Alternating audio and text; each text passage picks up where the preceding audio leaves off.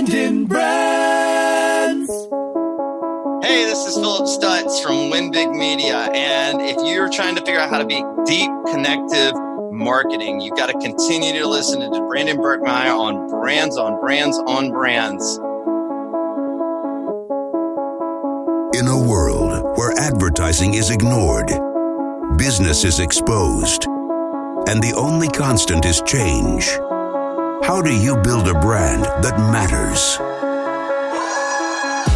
Welcome to Brands on Brands on Brands, a home for those who think different and push their boundaries. This is where branding that matters lives. Now, here's your host, Brandon Burkmeyer. Hey, what's up, everyone? This is Brands on Brands on Brands. I'm Brandon Burkmeyer, your personal marketing coach. Thanks for tuning in today. This is where we believe that building a brand that matters is the only way for a business to thrive tomorrow. I'm excited to talk to you guys. It's another interview day because on Mondays we bring you interviews. On Thursdays we bring you the strategies, the tactics, diving deep one-on-one. But interviews are always fun for me because I really get to pick the brains and collide ideas with the thought leaders out there in the marketing world. And today is no different. Today we have Phillip Stutts.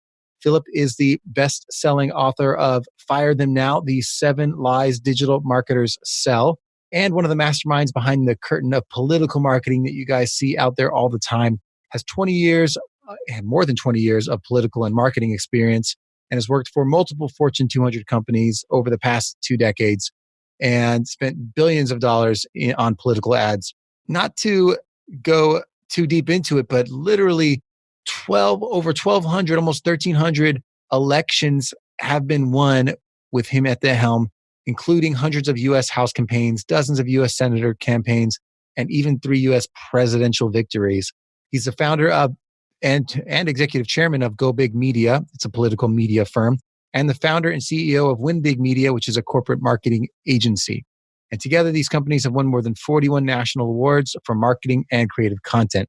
In addition, he is represented by Gary Vaynerchuk's Vayner Speakers, which I know a lot of you have heard. He's a keynote speaker for one of the country's largest privately held speaker bureaus and has made more than 260 national media appearances, including CBS, ESPN, Fox News, Fox Business, MSNBC, CNN.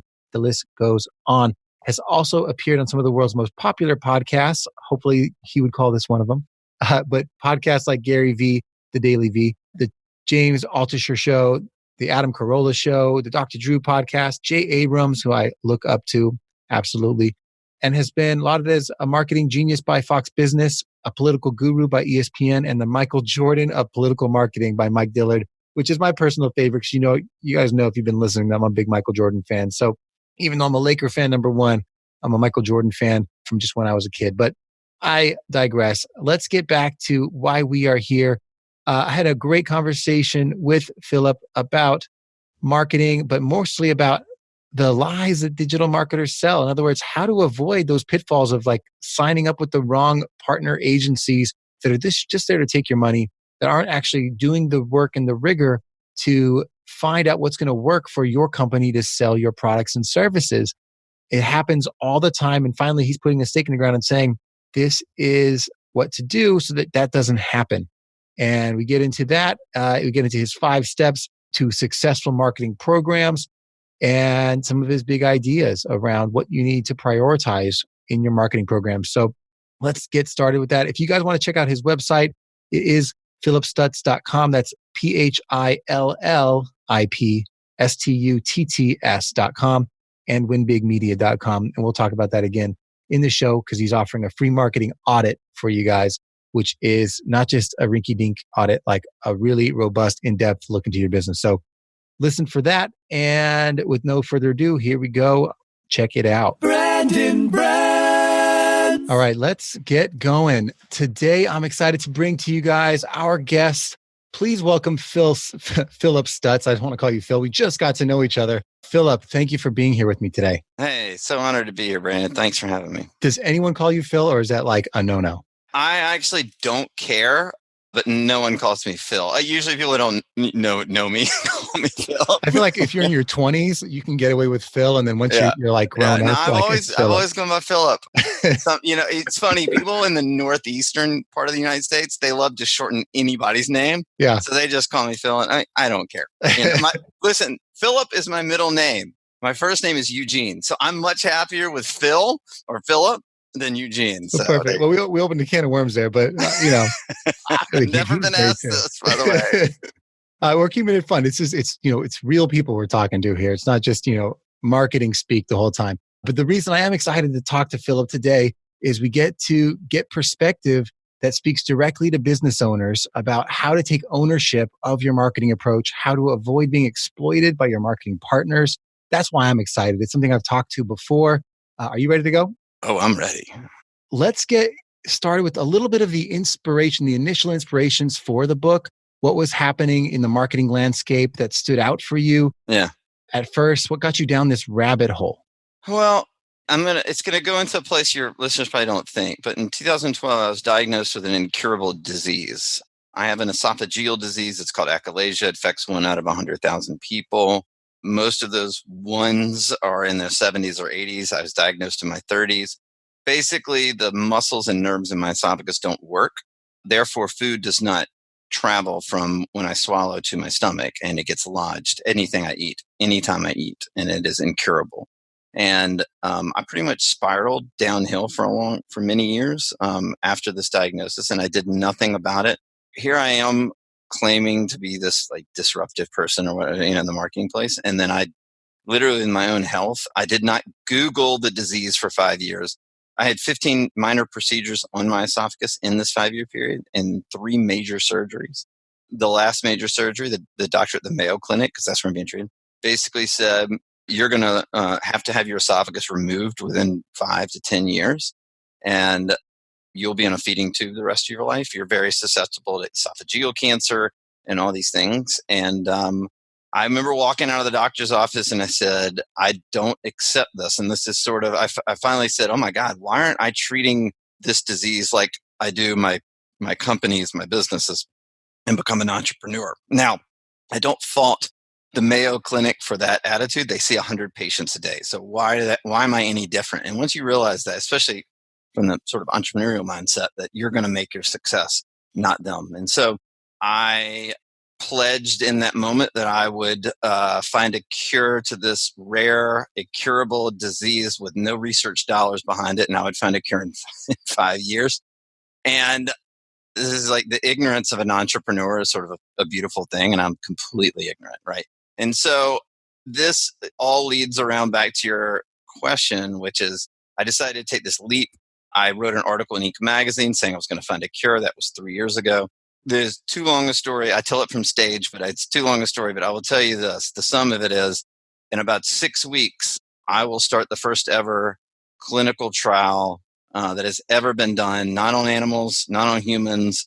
About 6 months ago, they extracted stem cells out of my thigh muscle, and they've grown them in a stem cell clinic, and they will inject them into my esophagus in about 6 weeks to try to regenerate the muscles and nerves. It's being done at Johns Hopkins. It's never happened before. We don't know if it'll work or if it'll be catastrophic. We don't know, and we'll find out soon enough. But my point is, rounding back to your question. Yeah, and I get the lesson. I'm like, and I'm drawing the parallels, and I'm glad you're going to draw it for them too. Yeah. The idea that if you just do what you're told, you might miss some huge opportunities because you do have to take a little bit of ownership and responsibility for everything. Man, I ceded my health to the Mayo Clinic. Who wouldn't do that? And that was a big mistake. Not that I don't need to listen to them on some things, but I needed to take control. And it just changed this mindset in me. And all of a sudden, I just changed this mindset. Like, I want to go create a big ad agency. And I work in politics, so I wanted to create. So 5 years ago, I created Go Big Media, which is a political ad agency, marketing agency. We have grown that to be a $30 million business with no outside investment, no loans, and I'm the sole owner. And we did that in less than 5 years. And so I pivoted a few years ago because I had a friend of mine tell me, you should be doing this in corporate America because corporate marketers could learn a lot with how you market candidates. Don't get away from the partisanship. I'm not talking about that. And so I said, oh, that's interesting. So I said, before I do that, I'm going to go do my work. And so I interviewed 100 CEOs from Fortune 500 to small business startups. And this goes back to the question of where it came about. And every one of them had the exact same answer. I mean, honestly, no one deviated. There wasn't like 1 out of 100 that was different. They all had the same answer. All of them had hired marketing agencies. All of them had fired marketing agencies multiple times. That the rules of the game in marketing benefited the marketing agency, not the business. And that they felt taken advantage of, and they felt like that they couldn't trust anybody in marketing. Now, if you work in marketing, you're listening to this right now, you're like, oh yeah, our clients don't trust us at all. And I get it. Like I own multiple marketing agencies. And so I said, it's interesting. I'm going to throw a huge curveball to the crowd right now. Political marketers are more ethical than corporate marketers. Now that's the curveball. Yeah. Here's why. In 24 years of political marketing, because I started in 1996, in 24 years, I have never had a contract with a candidate or a business that wasn't month to month. Every contract I've ever signed in the history of my career has been month to month, which means the company, the business, the politician, my clients, they can fire me at any time if I don't win for them every day. If I'm not fighting for them every day, if I'm not being innovative for them every day, if I'm not building trust every day, if I don't have results, they can get rid of me. That's the model I've established. Now, is that hard? Yeah, it's much easier. And this is what every CEO said. They were locked into long-term contracts with marketers, even though the marketing agency wasn't performing. They couldn't get out of the contract. And I went, well, that's totally insane because in my business, you'd be fired if you weren't performing. Right. You'd be fired immediately because every contract in the political marketing world is month to month. So I just started saying, wow, there's something here. And then I started applying political principles to corporate marketer, to clients that we got up on that we signed up on the corporate side. And we started having really crazy results for them. And the reason it's crazy as it sounds, it goes back to the contract. I'm forced to be innovative every day. I win when the client wins. If the client wins first, I'm going to make tons of money and I'm going to be ultimately very successful. But the company that hires me to be their marketer, if they don't see results, I'm gone. So it forces me to think every single day about innovating and performing and finding, positive ROI for our clients. And then everybody that comes into our marketing agency is forced to think like that. It's not just me. We're all on the line every day. And I just think that that's the most important thing. And I kept finding that and said, I've got to tell this story. And so that's one of the lies in my book, but I've got 7, but that's one of them. And that's the main one. And the book he's talking about, I know I mentioned it in the intro, but let's cover it here. It's, Fire Them Now, the 7 Lies Digital Marketers Sell. And as a marketer, as someone who has a marketing agency, it's, you could be calling yourself out, but the point is saying we're different, right? Like that's the whole thing is it. And the way you should judge that is by taking control of your own marketing and saying, this is how I'm going to structure how I work with partners and agencies and the like. And I like that you set that up for them because a lot of people they're like, okay, well, I'll pick someone that like seems recommended and, they seem to know what they're doing. I'm not a marketing expert. I'm going to hire someone that seems to be working with big companies and knows what they're doing. And 12 months later, like sales can be up or down and I'm still paying them. Correct. And, listen, I come from politics. So I have a scorecard and the scorecard is election day. I win or lose. And because everything is recorded in the Federal Election Commission, or every state has a database that shows how much I'm being paid and who hired me. Everything's transparent. So you can say to yourself, oh, wow, he's transparent and he has a scorecard. But here's the crazy thing. This is where it applies. And this is the real part of it. It's all that is true. Like if I don't win, I'm out of business. And I'm out of business because my competition, the other political marketers that I go up against, every time I pitch a candidate, they will come out and cut my legs out from under me and say, see all the losses he had 2 years ago, last year, whatever. You don't want to hire that guy. He loses races. So that's what I'm up against. And I don't win every single race possible, right? I think in the last 3.5 years, we've had 276 political clients. and we've won 238 of them. We don't win every, but we've won the vast majority.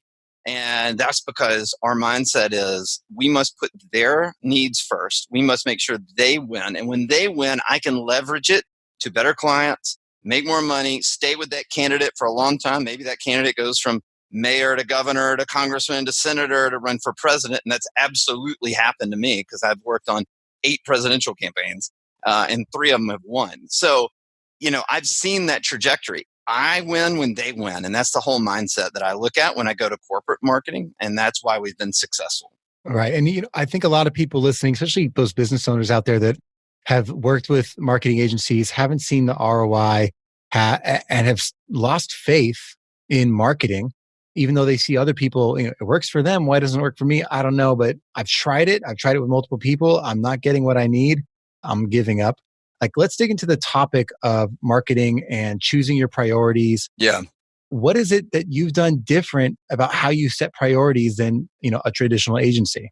So there is a 5-step process that we utilize in politics to market candidates.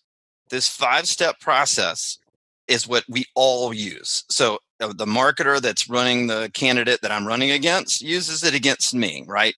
I use it against them. It's the same 5-step process that every sports team uses in today's day and age to win championships. And they're using it all against each other. It's the same 5-step process that trial attorneys use to win court cases. It's the same 5-step process that my doctor used to help get me in better health. It's the same one. The only industry that I have found that is not following this process, 99% of them are marketers and businesses. And so what I've done is applied this 5-step process. We call it the undefeated marketing system. I'm actually in trademarking it right now. And we've applied it to businesses, and everybody that has followed it has grown their bottom line. Now, there are plenty of businesses that have come in and said, I want the get rich quick pill. And I don't have it. But if they follow these 5 steps, and I'll walk through them with you, and this is what we do in politics. So let me tell you how we do it in politics, and then I'll apply it to business. Does that work? Yeah, it works. I thought you were going to throw in it's the same 5 steps that Jesus used to start his own thing. I should probably work that one out. That would see if it might have been what he used to spread the message across the country. Who knows? I'll tell you how it works in politics and in sports, and then I'll tell you how it applies to corporate. So stay tuned because I'm going to get there, but the metaphors are going to be powerful. Okay. So in politics, the first thing a candidate does when they hire us is they say, hey, I want to win the race. And I say, great. What are the 5 things or 10 things you believe in? What are the most important things that you care about that you want to run against? And then they lay those things out. And I said, awesome. And I'm going to be very simple for this podcast because it's much more complicated than this. But then we go out and poll the district or the state, and we find out what do the voters care about. And we always find 2 or 3 issues where we have total alignment, where the voters are completely passionate about an issue, and so is the candidate. From that point forward, we don't talk about anything else. So step 1 is you got to know what the data says. What is the data? In politics, it's what does the voter care about, right?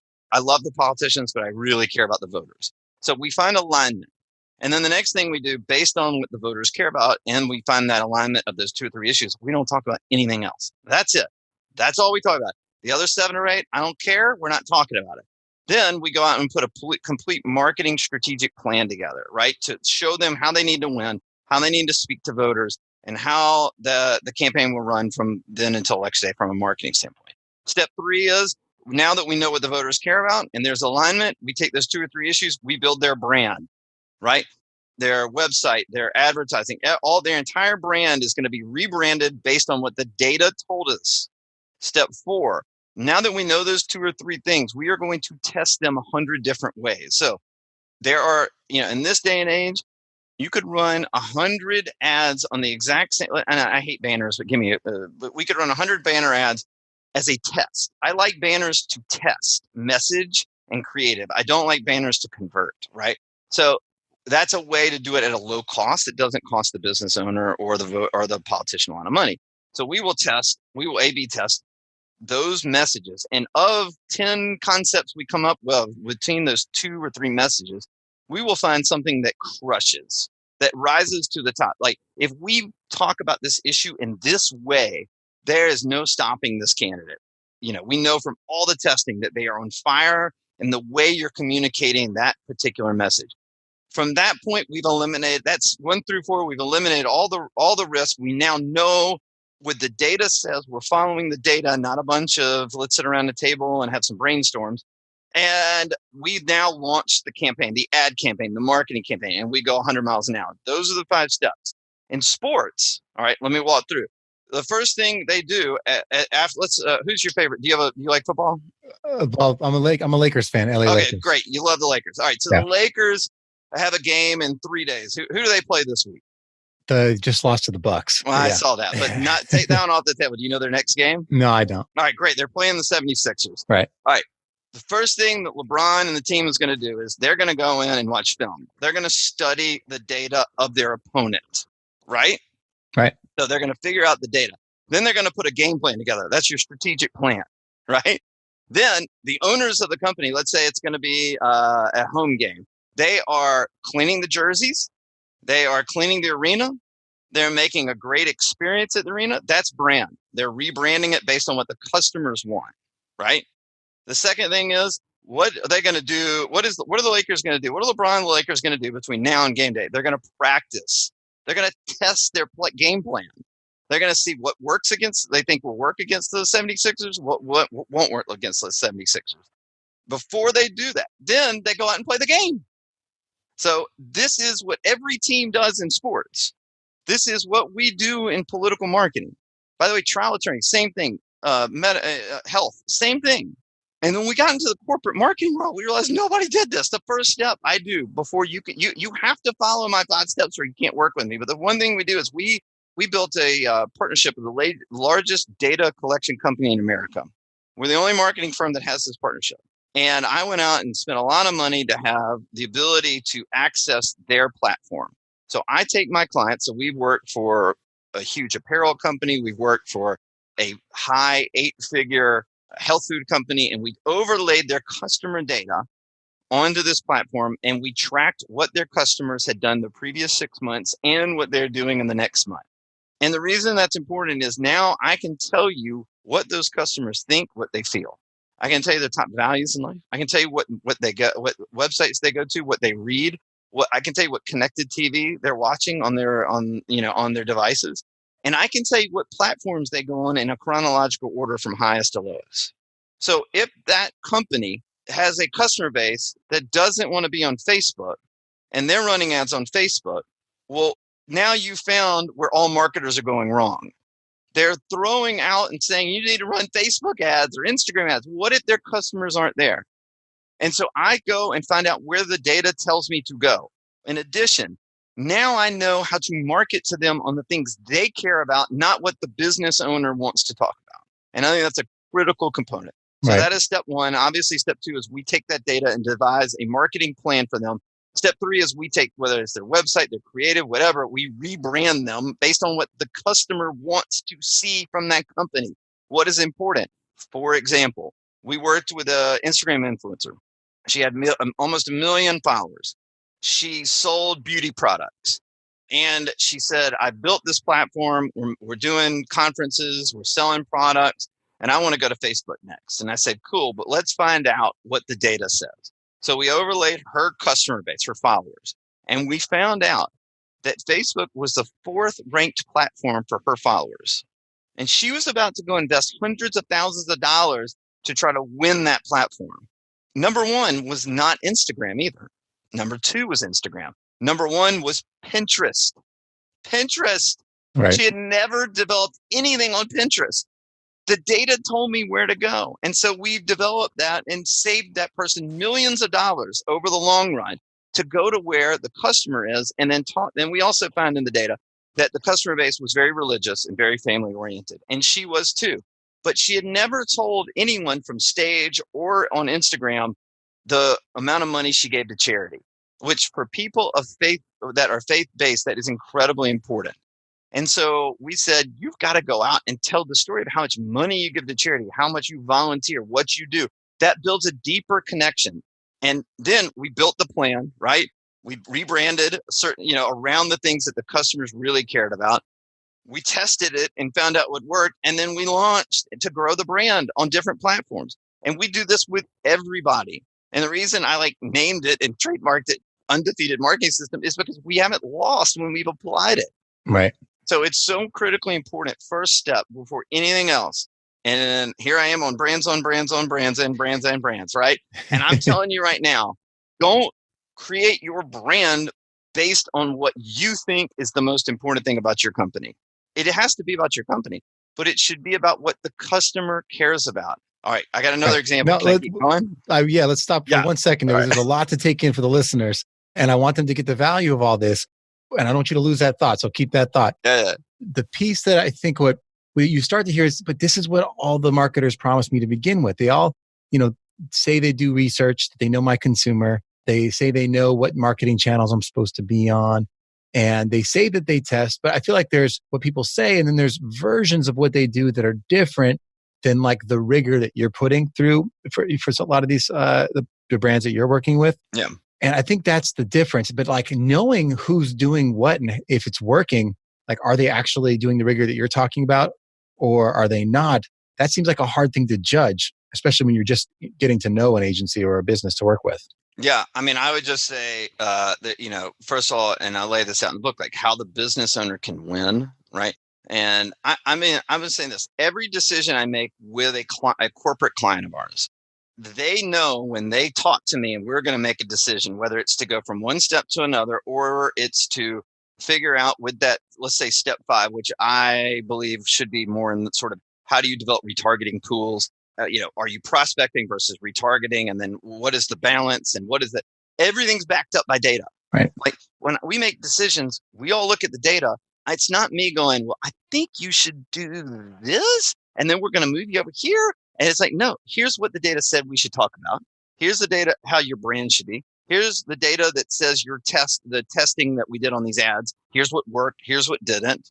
All right. So my other example is once we got to step 5 and we launched for this apparel company recently, we found out that once we got people this is an e-commerce business.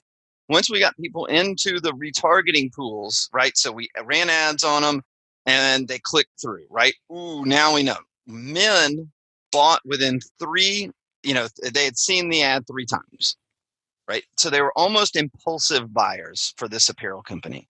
We didn't realize that until we looked at the data. But women, it took almost 9 contacts for them to make a purchase. And the reason being is because they wanted to have a deeper understanding. They wanted a feeling before they purchased. So for instance, we did for men, we ran in politics, we do negative ads, right? Well, I've incorporated that into all of our corporate clients where we do comparative ads that don't offend anybody, but draw comparisons, draw distinctions, and get people from really recognition to discovery. I trying to get people from recognition to discovery to acquisition, right?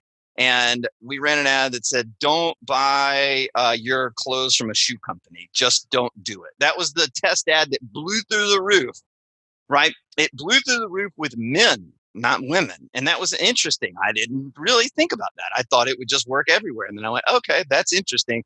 Women don't want the comparative ad for this apparel company. I get it. Sometimes women do like it, but this one, it didn't work.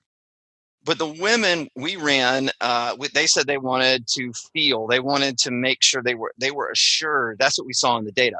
So we took real 5-star reviews of their product, and we made those the ads from Frank G. This is the most comfortable I'm wearing this sweatshirt. Most comfortable sweatshirt I've ever worn, right? On and on. And then when we ran the 5-star ads, the basically the valid third-party validation ad, their average first purchase went from $55 to $92 at a 45% lower cost per purchase. It was a 170% increase in the average first purchase amount. So my point is that we need to go in there and figure out and maneuver and use it. But I'm not using it going, well, maybe next time they'll work. No, it'll work. The data tells us where to go. And then we put lighter fluid on it once we know it works. Yeah. No, I love that. I'd love to dive more into some of the lies that the digital marketers tell and sell, because I think there's a lot of them out there. And I think I've seen, just like, having to do the homework yourself. A lot of us have tried things and they haven't worked. We're spending money on things that are shiny, that are topical and trendy. And when you actually try them, they're not working for your business because you don't have this rigor. But first, let's get a little bit of if people want to get to know you better. Yeah. I'd like to get that out of the way early. Sure. because I want to dive into this book some more. Where can they find you if they're looking for you? And what are you excited about right now? Yeah. So show notes, I'm sure you'll have it down there. It's phillipstutts.com. It's just my name. And if you go to phillipstutts.com, we have a free marketing audit. And I'd offer this to anybody listening. Basically, it's 5 minutes, 5-minute free marketing audit. You fill out your publicly available information for your company. My team spends 2 to 3 days poring over that publicly available digital footprint of yours. And then they will produce a 25-point 7 to 9 page report showing you what you're doing right and what you can improve. And we'll also do a 30-minute consultation to answer any questions you have and deliver the report at the same time. And that's free. And you can find that at phillipstutts.com. Got it. Yeah. What am I excited about? Exactly. I'm such a nerd, Brandon. I'm excited about retargeting tools. I'm convinced that you've got to create emotional, connective, like all the data in the world will get you nowhere if your creative sucks. So I'm all about marrying great creative, and all I've ever done, the most persuasive conversion marketers in the world are political marketers, right? I mean, listen, if I can get a voter to vote for an unknown or an unsavory candidate, I can sell a tube of toothpaste. It's not hard, right? But what I'm really interested in is once you get someone from recognition to discovery. So let's just take a testing phase. We got a banner up, and somebody clicks on that banner because they're curious, right? They want to discover more. They're not going to buy, not from a banner, but it's going to tell you that message works. So then how do you create high level creative that gets them from discovery to acquisition? And then how long does it take? How long does that retargeting take, right? And so every industry is different. E-com is absolutely different than just normal B2C. And B2B obviously is completely different because B2B is more on the branding side, right? Of anything else. So I'm sort of obsessed with retargeting tools right now and how they break down. Like, we're in a woke world. I get it. Everybody's offended by everything. I get it. But there are differences between genders and races and all that stuff. And I'm so curious how people choose, because I don't look at whether you're a man or woman or whether you're black or white or Hispanic. I look at what the data tells me, and then I can deliver creative. And I want to be, to that demo that wants that creative, I want to be real clear. This is not I'm trying to manipulate you. I'm telling every marketer right now that, everybody's out there screaming, everyone's got a phone in front of your face, and it's absolutely true. But no one is clicking on anything that it can't find a connection with. And what we lack in this day and age, and I'm old enough to know this, like, I didn't grow up with cell phones. I didn't grow up with internet. I didn't grow up with anything like that. Like, we talked and we got to know each other, and we were bored stiff. But I developed deep emotional connective relationships with people. And that is what not only millennials, but Gen Z lack. And so I'm fascinated with how I can do this through marketing. How do I build a relationship with a product or service that makes people say, yeah, that makes me feel good. Yeah, I want to be a part of that. Yeah, I want more of that. I'm obsessed with it. And that's what I'm fired up about right now. I love it. And you mentioned, as soon as you mentioned, like, when we say political advertising, I know that the elephant in the room that comes to people's minds is the slur campaigns, the negative, whatever the versions of all that. You have a whole chapter called Go Negative, which I'm sure most people as a business are like, I should avoid that. We see a lot of that in political advertising. How does that fit into the non-political advertising world? So it's the greatest use of creative right now across the board that I'm seeing anything else. And everybody's scared to do it. So if you do it and you do it correctly, it has unlimited ability to grow what you're doing, right? I wrote a book called Fire Them Now. I went negative on an entire industry, right? I mean, it's a metaphor for what I'm preaching to people. We represented a large 8-figure health food company. And when we looked at their customer data, we realized that 50% of them were vegan and vegetarian. And that, as crazy as this sounds, this is how granular we got. The 80%, or it was like 76 or 80%, hated soda. Don't ask me. I don't know. I just know the data shot back and said they were anti-soda. Okay. And it makes sense. It's a health food company, right? Right. But how would you know soda unless you overlaid customer data to understand what they cared about and what they thought? So we ran in this test stage 4, we ran all these, I think 10 ads, 9 of them were positive, and one of them was an anti-soda ad for the company, right? And the number 2 performing test ad we ran was the vegan vegetarian ad. Okay. But the negative anti-soda ad had a 2x click-through rate over the number 2 ranked ad, not over everything else. The number 2 ranked ad. So the number 2 did great. But the comparative ad, and it was basically, it wasn't even that bad. It was just like, don't say no, or, don't use soda, buy this product. I mean, it was something like that. I don't Right. have NDAs, so I can't get into who it is.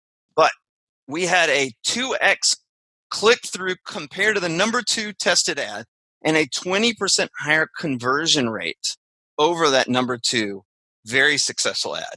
That is an extraordinary number if you're talking about an 8-figure business, a high 8-figure business. And what I'm telling you is across the board, we are seeing this. Again, for the apparel company, we ran an ad that said, just don't do it. It connected with men. They laughed, and they said, and they probably said, yeah, why am I buying clothes from a shoe company? That's not what I should do. And they clicked through and they discovered this ad, and it had the biggest ROI we ran. So among men. So my thing is, let me say this. The reason we did it was because the customer base of the apparel company wanted to wear higher quality clothes, right? Or casual clothes, right? They wanted something that felt great. So going negative against Nike was not offending anyone in their customer base.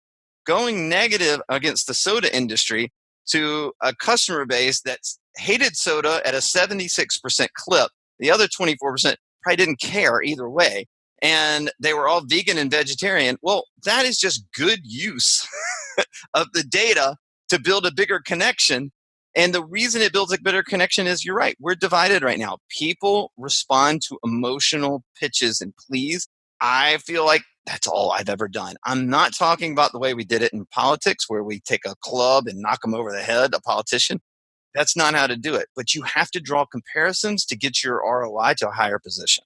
Well, I think what I'm hearing a lot of is that the idea that you have to do something that gets them to feel something. And most things people either ignore or they're agnostic about one way or the other, especially if it's an ad.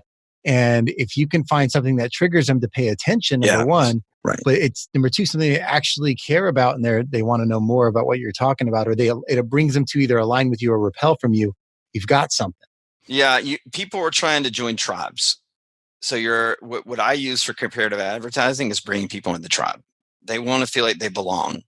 I'm also anti-soda. I like these guys. They stand for my values, right? And they do. They have a very healthy health food company. The health food company helps other people. It serves their constituency, their customer base very well. So that's the key to the whole thing. Is you've just got to find look. I think the Wharton School of Business says right now that 50% of all purchasing decisions are coming from people looking at reviews before they make a purchase. And so when we talk about that example I gave on the apparel company just a few minutes ago, it's exactly why it worked with women, right? It worked with men, not as much as the comparative ad, but again, crazy. That's what the data told us. So now I'm going to invest more money in the comparative ad with men and more money in the 5-star review with women. And now I've optimized before I've spent a large amount of money of the client's dollars. So I've put their risk, I've lowered their risk, I've put their interest ahead of mine. And now they have complete trust because it's not me guessing, it's what the data says. So there's absolute trust. And then we launch and we build the company, or we help build it. They have their own growth. Yeah. Well, and I want to get towards the idea, like, is this something that small business owners can do and entrepreneurs that are just getting started? How do they tap into that, with lower budgets and that kind of thing? Before I get into that, I do want to talk to you about this concept of branding versus selling. Yeah. And I know you have a unique perspective on it, and I'm a fan of it. But and this is called brands on brands on brands. Yeah. However, I get calls all the time that, Brandon, look at my logo. Brandon, look at my website. Yeah. And the first thing I tell to them is, how's your business? Like, are you actually selling stuff? Is it working? I don't want you to even worry about branding and marketing until you've got something that is actually selling, that you have a business model that works. But let's hear, like, for you, branding or selling, like, what's important and when? Well, you're preaching, you're speaking my language. So I love branding. Like branding is vitally important, but where in the process is it, right? So yeah, and you're teaming me up because this is one of the lies in the book, which is again what the CEOs of all these companies told me is brand it and they will come. Great brand, and then just business floods in. And what the marketers do is they go sell this. We need to get your brand up first, and we need to make sure we pump out your brand. And people have got to get to know you, and also. And by the way, there's some truth to that. I get it. Like some companies have they've got to do both. But the point is that they go spend all this money, they get no ROI, and then the marketing company comes back and gets the second bite of the apple. Now that we've branded, let's go convert customers, right? I'm saying this: branding is critical to your business and success. But first, shouldn't your brand be based on what the customer or clients want first? And that it aligns with your values and what you want to do with your business. So find out what the customer thinks first. If you're starting a business, who's your ideal customer, right? So like I told you, we have this partnership with the largest data collection company in America. I paid a 6-figure licensing fee so that I could then offer it to companies at a drastically reduced price, like 1% of what I paid. But again, if enough people invest in this, it'll obviously it's paid back. But my point is, I thought they only offered it to large, like Fortune 500, $100 million companies. And I said, there's a market for people that want to know what their lookalike audience, their customer base, what did they care about? Let's offer it to them too. So I offer it at a massive discount. So, and we charge $5,000 because I want to be upfront, so people aren't calling me and saying I want that $100 data thing. But it's $5,000, and I can build a lookalike audience. I can build a target audience, or I can overlay your customer base. I can skin the cat 100 different ways. I can put a pixel on your website, and anybody that comes to it, I can track all their movements and what they do. So I can skin the cat 100 different ways. But my point is, before you go out and brand, you got to know what drives the customer, and you got to deliver it for them. Because ultimately, when you're trying to run ads to convert customers or clients, they want to come back and see your brand and go, those people resonate with me. I feel a connection immediately. That brand, I get it. Like they speak to me. It's not going to happen if you just run out and throw a brand out there. You got to know what they want first, and then you got to put it in your process. In my process, the branding stage does come before conversion, but only in a moderate way. We run ads that do just brand, but we've figured out how to build the ROI first. Right. And you've mentioned something about how you like to come back and with your political candidates, bring the brand back in later on in the story. Can you talk about that a little bit, how you do that? I think it's about like you reinforce it, I think is the word you use. What does that mean? To reinforce the brand? Yeah, like you figure out, like once have already bought from you, there's a second stage to this. Like how is that different? Well, you got to build relationships. Like if you weren't creating raving fans, like that's, I ultimately want to work myself out of business. Like your customer base should be your marketing team. If that's not what you're working towards, then eventually you're going to go away. We're in too much of a disruptive economy right now. It doesn't work like that. So let's say, again, I'll go back to the example. Well, actually, I'll give you another way. We work for a national pest control company. They have millions of customers, right? What I'm trying to do is not only bring in new customers, I'm trying to get reoccurring customers, but what I want to do is eventually get the customers to be incentivized to bring in new customers, not me, if that makes any sense. Right. And that's what the brand becomes, almost becomes an evangelical brand, right? You see this with obviously like evangelical brands. We all know the evangelical brands of Apple and everybody else. I get that. What I'm trying to do is, if you're like with this pest control company, hey, you get 5% off your next year if you refer your neighbor or a loved one. That 5% discount, as opposed to spending a ton on ads, is a infinitely higher ROI. And by the way, it's just a good way to be. Like, I don't want to be in a world where I'm just a transaction. I want to be in a world where I'm cared about and I'm thought of, and people think of me and want to give me things and make me a loyal raving fan. I am crazy about raving fans. Like that is ultimately the end point. And if you're not building the raving fans, if you're not giving more than you're taking, then you're going to be out of business. I'm telling you, we are in the craziest moment in economic history right now. And I know this because in politics, it's already happened. The most disruptive force in the human history of American politics or world politics is in the presidency right now. Whether you hate him or whether you love him, it's the most disruptive force that has ever existed. Everybody's had to adapt and adjust and innovate and come out of that, whether it's through the marketing or whether it's through policy or whether it's through lawmaking or whatever it is. Like, I've seen it. And this is actually what's happening in the economic world right now, in the marketing world right now. You've got to build connections, deep connections. You have to maintain those relationships. And that's the way to grow your business infinitely. I love that. And I think as we're getting towards the end here and we have just a little bit of time left together, I'm thinking like the things that I see all the time right now are the business owners that are trying to get moving, trying to get started. And they're saying, yeah, okay, you're telling me I should build my brand a little bit. I'm going to, I'll let you take the reins and you'll build my website, for, X amount of dollars. Right. And you'll get me up on Instagram because I don't know anything about that tool, because that's where all the people are saying the attention is right now. And, I pay for this shiny object, this pretty thing that has no following, number one. And I'm So paying true. you a monthly retainer because you told me retainers are what I'm supposed to be, it's what you're worth. This is what the environment that businesses are in right now, and what they're being told is marketing.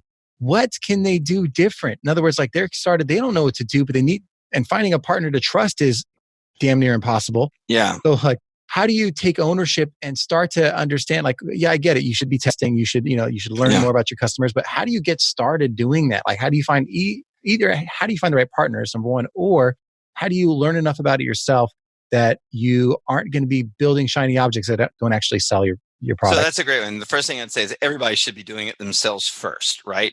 And there's going to be a lot of hit and misses. And, people say, well, I don't have $5,000 to spend on overlaying a customer base, or I have no customers and I don't have $5,000 to spend on a lookalike audience. So the thing I say is, good, you have SurveyMonkey.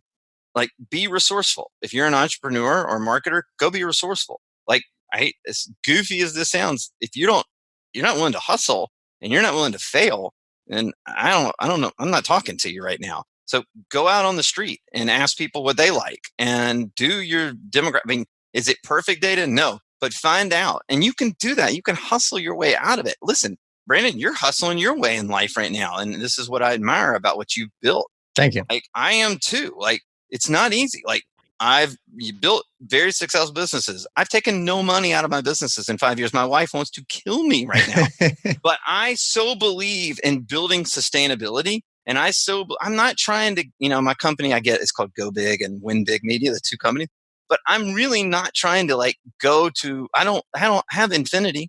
I want to get to a level and then optimize the hell out of it all the time. And you could do that from the beginning. I certainly have failed many times. The reason that I'm successful is because I just keep getting up from failure and it doesn't bother me. It's just feedback. So that's the key. Data is feedback. Go figure out your feedback. Test your logos. Tim Ferriss even preached this in 5-hour or 4-hour work week many years ago. Run cheap banner ads on Facebook or Instagram and figure out what people are clicking on. You can find out from data a million different ways that don't cost you a lot of money. The other thing is, and this goes back also to your question, is like, how do you choose, once you're ready to hire somebody, how do you choose the right person? I think anybody in marketing right now that has long-term contracts of 6 months or longer are completely unethical. The business owners should say, no, I'm in charge. I'm going month to month. Like, I know that I do that. It's not a pitch to hire me. You should demand it out of your marketing firm that you're working with. And if they say no, that ought to tell you where their priorities are. So are they working for your win first? And that's the question I would keep asking over and over and over. And, I go on and on about this. Like, if they say, we got to go spend all this money on testing. Well, everybody tests. You shouldn't spend a lot of money on testing. You should, like I said, I've found success testing creative and messages on banners. It doesn't convert, but man, do you get good feedback out of it. And you don't have to go spend $100,000 or $500,000 testing these things. You can do it for $5,000. And we do, because I'm obsessed with showing the business owner that they don't have to spend all this money up front in order to win the game of marketing.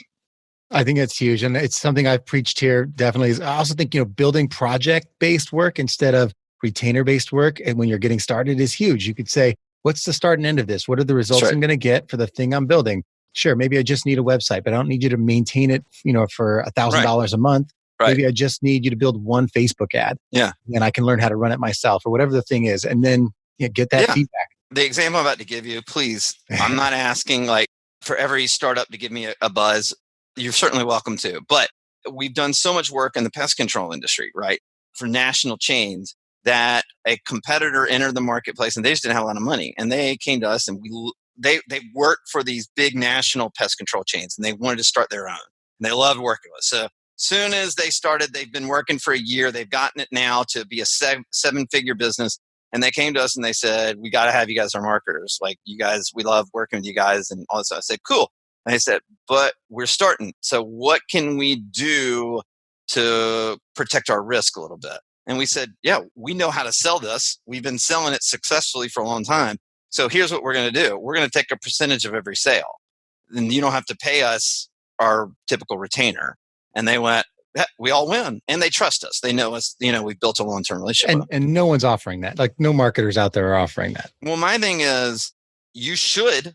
Why not ask them that? They can say no. And by the way, 9 out of 10, I'd probably say no. But we'd worked with these people. We love working. I just missed working with those guys. They were great, fun marketers. They completely trusted what we did.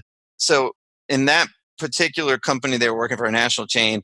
They walked through all 5 steps of our 5-step process. In month 4, they had the greatest, this was back in May, they had the greatest month in the history of the company. The company's 40 years old because our ads, our creative, our videos that we shot all intersected all the messages from all the data. It was a family-owned business. It was created by a family. They gave to charity. They had green, safe products in their arsenal of pest control offerings. All of these things are what we found in the data. And then when we applied it to the creative, we produced the greatest month in the history of a national pest control chain. And so, the steps work. You got to build trust. If there are good opportunities, have people say, hey, have a piece of the action, but you got to prove it first. Well, I think that's a huge one. You've been dropping bombs on us all day. I appreciate it. Guys, the book, Fire Them Now, The 7 Lies Digital Marketers Sell, is out there and available for you. Go to winbigmedia.com or phillipstutts.com. Those links will be in the show notes, and get that free marketing audit. If it's, you want to see how your business can, be doing a better job at marketing, check that out. There's so much from this. Rewind it, take it back. Think about what you can be doing in your business to take a little bit more control of your marketing and not just hand it off and, gamble and see what happens. Phillip, awesome having you here today. Hey, I'm really honored. Thank you for, we talk about connection. This podcast costs you more than it brings in. Fair? That's for sure. And you are giving back and trying to help others, which is what we all should be doing. So I honor you and I'm grateful to be here. Awesome. Thanks so much. And thank you guys. Keep on listening and I'll catch you guys next week. You've just taken your marketing knowledge to another level with this episode of Brands on Brands on Brands. But we have plenty more ways to not just help you build a business, but build a brand. Head over to brandandbrands.com for more resources, as well as access to our blogs, videos, and exclusive coaching sessions with your host. Be sure to visit brandandbrands.com.